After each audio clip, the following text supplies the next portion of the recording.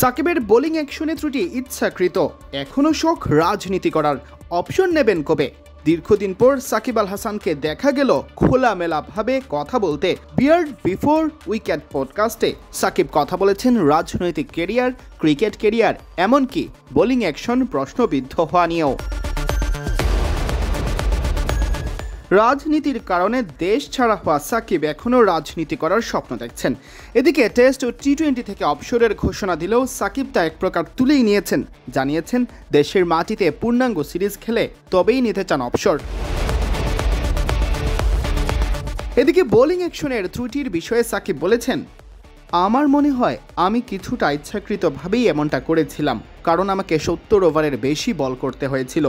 আমি কেরিয়ারে কখনো 70 ওভার বল করিনি টেস্ট ম্যাচে।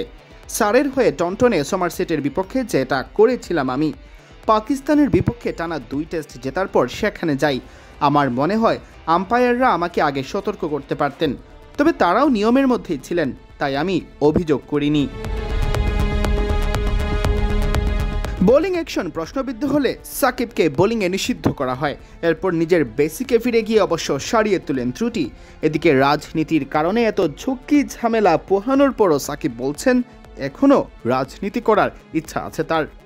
তিনি বলেন, ক্রিকেটিং ক্যারিয়ার প্রায় শেষ, রাজনীতিটা বাকি আছে মনে হয়। আমার মনে হয় এই কাজটা আমি বাংলাদেশ এবং মাগুরার মানুষের জন্য করতে চাই।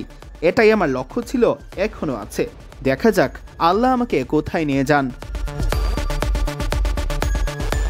অপশন নিয়ে নিজের ভাবনার কথাও জানিয়েছেন সাকিব। জানিয়েছেন 3 ফরম্যাটে বাংলাদেশের জার্সি গায়ে জড়ানোর সম্ভাবনাও। তিনি বলেন, আমি আশাবাদী, এ কারণেই এখনও খেলে যাচ্ছি। 3 ফরম্যাটের একটা হোম সিরিজ খেলে আমি বিদায় জানাতে চাই।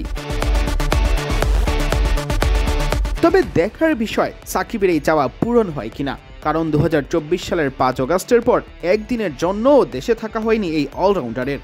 যদিও ভক্তদের বড় একটি অংশ এখনও সাবেক এই অধিনায়ককে জাতীয় দলে দেখতে চান। সিয়াম চৌধুরী, বিডি ক্রিক টাইম।